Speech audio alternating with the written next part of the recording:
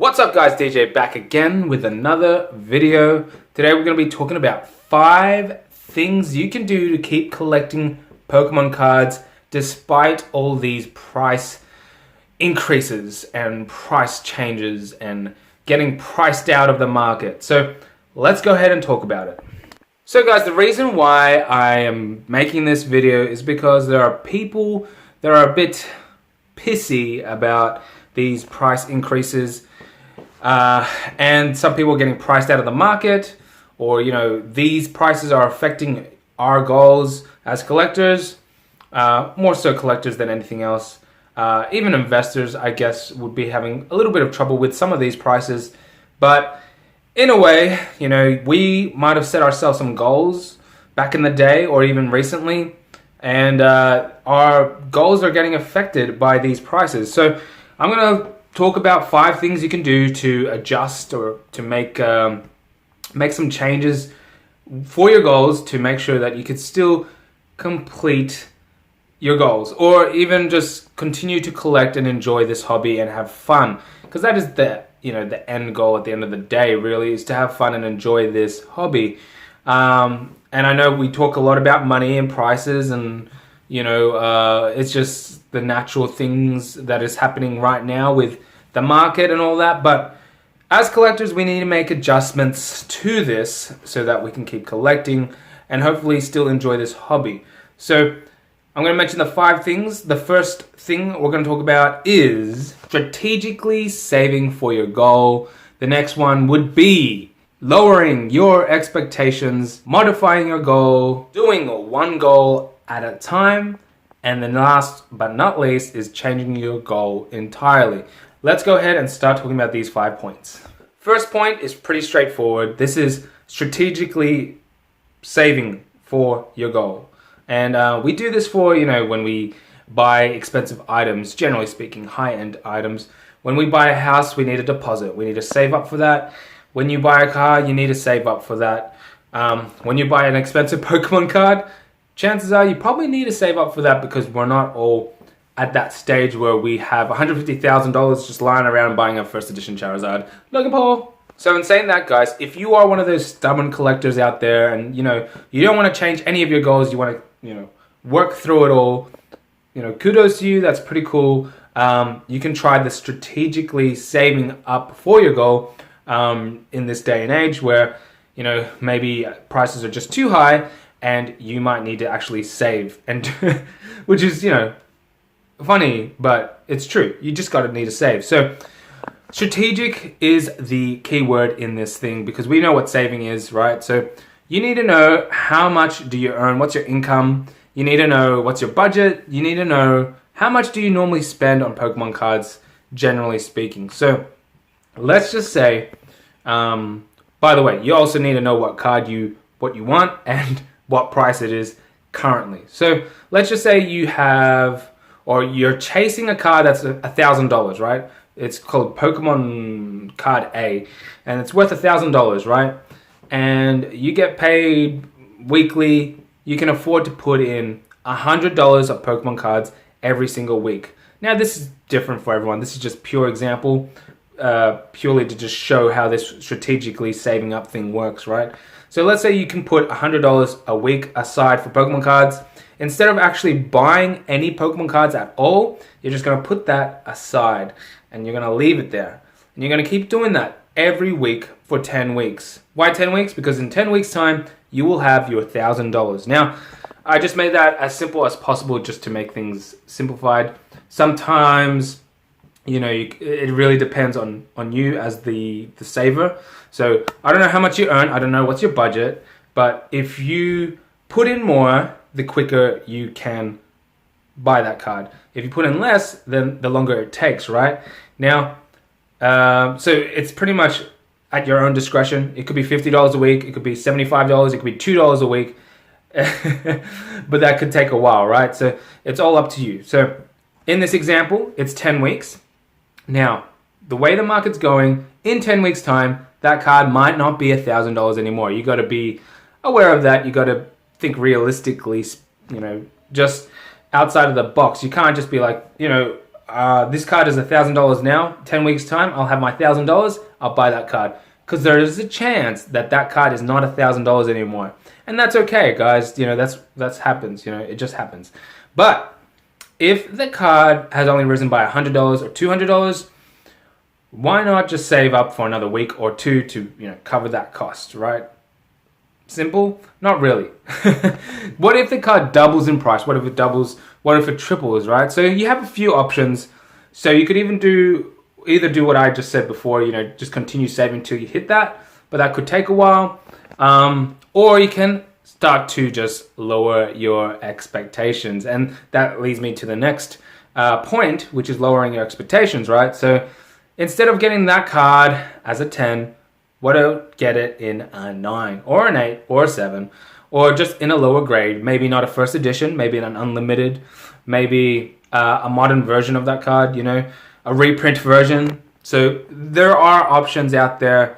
Sure, it's not your original goal. Sure, it's not your first edition base set something, but it's still a similar copy of that. You know, a lot of people collect sets. So I'm just using that as an example, right? So you might think, oh, that strategically saving thing just didn't really, you know, you're in the same spot. You didn't get the card. But at the end of the day, right, at the start of that saving process, you have $0 capital, right? You have nothing to spend on Pokemon cards. But at the end of the 10 weeks, you have at least $1,000 capital. That's what you didn't have before, right? So now you have a bit of options. You have choice, which is good, all right? So it's not an entirely bad thing to do the saving way if you're patient enough to save. And, you know, it's good practice, especially if you're young, because chances are you're going to need to save up for something, for a house or for a car or something like that. So it's definitely good practice for that. It's good discipline as well. So saving is always good. I always recommend that. I'm one of those kind of people that think about saving. So you can do that, you know, strategically save. And then if it comes to the stage where you need to lower your expectations, then you might need to do that too. So, or you can just jump straight into lowering your expectations. It's totally up to you. So lowering your expectations, it could be either the grade, it could be the quantity, it could be the quality. So, you know, with, let's say you're a binder collector, instead of buying near mint cards to mint cards, you can buy played cards, you can buy damaged cards. They tend to be cheaper. You're not planning on grading them anyway, you're putting them in a binder. So that might be better, it might be cheaper. If you were saying, I don't know, if you wanted to buy 50 Charizards by the end of next week or something, you might be like, well, I don't have enough, I'm going to go for 30 Charizards instead. So you're not quite hitting your 50 goal, but you're, you know, lowering your expectations. So it's still the same goal, but it is modified a little bit, which we're going to talk about in a second as well. So just lowering your expectations. It could be quantity, it could be quality, it could be first edition to unlimited, it could be shadowless to unlimited, or it could be first edition to shadowless. It could be many things. It could be from PSA 10 to PSA 9.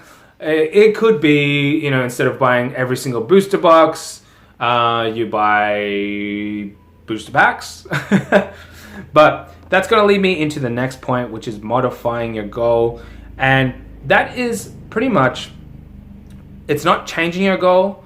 In a way it is, but it's not changing it entirely. It's just making small changes. It's based off your original goal. So your original goal is still there, but you're modifying it a little bit to suit your, you know, income or your whatever your finances are at the moment, which, you know, as we can tell by the way the market's going, prices are up, and you might not be able to afford what you really want. You can afford the next best thing, possibly. So I'm going to give myself as an example here.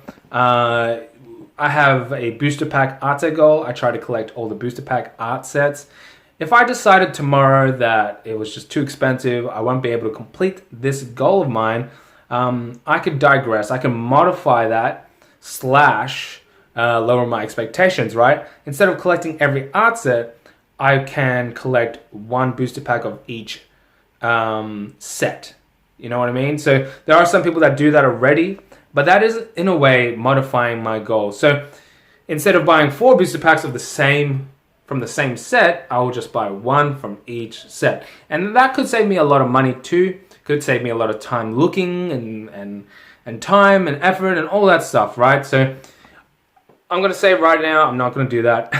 I'm going to stick with this goal. I want to finish it. And yeah, it's making a small change to the original goal. So I'm still collecting booster packs, right? But it's just going from art sets to just one of each art. So you can do something like that. If you're doing PSA cards, for example, instead of buying every single card graded already, maybe think about grading your own cards. Maybe even think about buying raw cards and grading them instead of buying the card itself, because chances are it's going to be cheaper that way. Yes, there is a slight gamble. You don't know what the grade's going to be because it's raw. You don't know the condition. The wait time is long time to get graded. We know these things, but if it's cheaper that way, you might have to take the longer route. Kind of like with school, with uni. You might not know what you want to do straight away. It might take you a few years. You might go from here to here, and you might decide, well, I can take the back streets back, all right. You can take that route instead. And that's fine too. And that's what happens with goals. Sometimes they just change, they modify. And, that's going to lead to the next point, which is changing your goal entirely, right? So we don't really want to do that, but sometimes things just happen and things change. And you might change as well, and that's fine, right? So I'm going to mention my man, Electric Type 88, the Electric Man. That guy, you know who he is, all right? So this guy, he used to collect PSA cards, if you didn't know, back in the day. He was a PSA man, Neo Destiny, complete set. I think it was in 10s and 9s, either one. They were all first edition, really cool. Love those videos, by the way. But he changed his mind, he changed his goal from that, and he moved on to sealed product, right? So it's entirely different to his original goal of collecting the PSA cards to sealed, product, right? So I could be like, well, instead of collecting booster pack art sets, I want to focus all my energy on PSA cards, and that is fine. So that's changing your goal entirely, maybe to suit your own needs, suit your situation, but that is a good way as well to keep collecting, to stay in this hobby really, and just finding a cheaper option out there for you. So that is not a bad option. The other good thing is, if you're halfway through completing your original goal and you're going to scrap that and you go into a totally different thing, a totally new goal, you can use what you have collected already as some sort of asset. You can sell those things and use the capital to get into the next goal and to try to finish another goal, right? So that is pretty much what the Electric Type 88 man did. Electric Boy, you know who you are. He sold all his PSA cards and he bought WotC booster boxes and some sealed product and stuff like that. So that is pretty helpful if you're moving from one goal to the other, changing direction, diversification, as he would say. But that is, nothing wrong with that at all. And if you find that there is something cheaper, maybe a probably more investable portfolio type style of collecting, and you want to do that instead, feel free to do so. Some people say the raw cards are losing value quicker. It's better to keep things sealed. It's really opinionated. It's PSA versus sealed, all that stuff like that. So you got to make up your own mind. You got to make your own choices. You decide, do I want to continue this goal because it's too expensive to finish, or even just modify it like I was talking about before. I have a binder collection goal where I'm trying to complete all the sets. Now, I've modified that several times, and what I'm trying to do now is just collect all the vintage sets and not worry about any of the modern sets. And that's going to really lead me into my next point, the last point, the fifth point, and that is one step at a time, one goal at a time. Now, I'm not really good at this because, to be honest, I got too many goals, and I know we'd like to have these goals, but if you focus on one at a time, chances are you're going to finish those goals a lot quicker. For me, for example, right, I don't listen to my own advice, right? But I have 3 goals, 3 big goals. One's PSA, one's sealed, and one's what's the other one? Binder goal. So I have those 3 goals. If I was to say I only have one of those goals and scrap the other 2, man, I can really, just smash that goal out of the park, right? If I was to say I'm not going to do binder collecting anymore, and I'm not going to do any sealed product anymore, I could sell everything I have from sealed product and binders and just pour it all into PSA and, make that goal just the best goal I ever had. So, that's another way of doing things if you're gonna, if you want to do that. But focusing on one goal at a time doesn't mean you can only have one goal, but you just smash it out one at a time. So I'm never going to change what I have. I have three goals and 3 different ways of collecting. I'm going to keep that going. But that's me. That's my preference. That's what I want to do. You got to find out what you want to do. So if I was to say, let's give me another example. If I said I want to complete the Shining Pokemon and I want to complete the Gold Star Pokemon cards and just have them raw, how about just focus on Gold Stars first, complete all of that, buy all of those, and then move on to the Shining cards. That's another smart way of doing things, just doing one step at a time. For me, I like to move around a lot. Currently, I'm focusing more on my booster pack art set goal. So I am buying more booster packs than I am focusing on anything else. I've already sent some cards to get graded. I'm buying booster packs and my binders. I'm kind of working on a deal with Michael for my binders, but that will take a little while for me to get the funds. My first priority right now is my booster pack art set goal. So that is what I'm pumping my money into right now.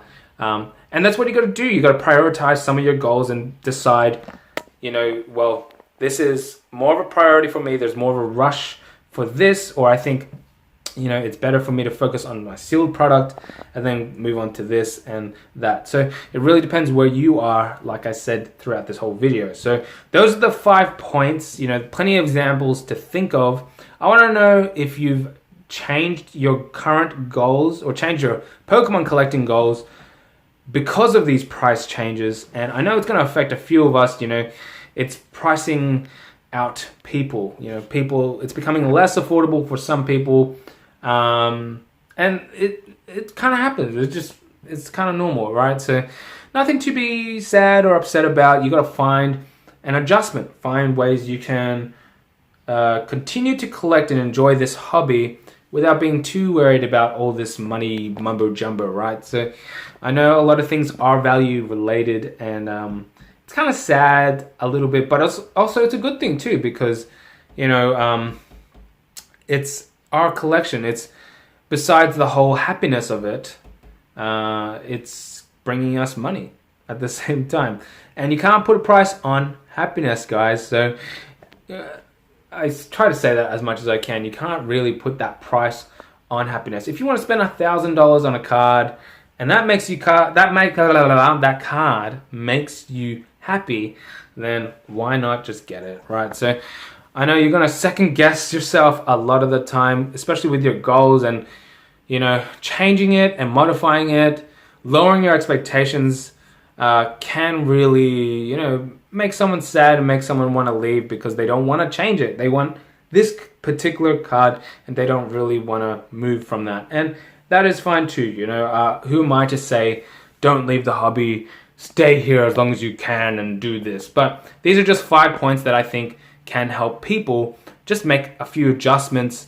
in regards to their collection goals so that they can still continue to collect and still enjoy this hobby. That's pretty much all I have for today. Let me know your thoughts down below if you have made any adjustments to your collection. But yeah, that's pretty much it. See you guys 2-3 days time. Bye. Boo!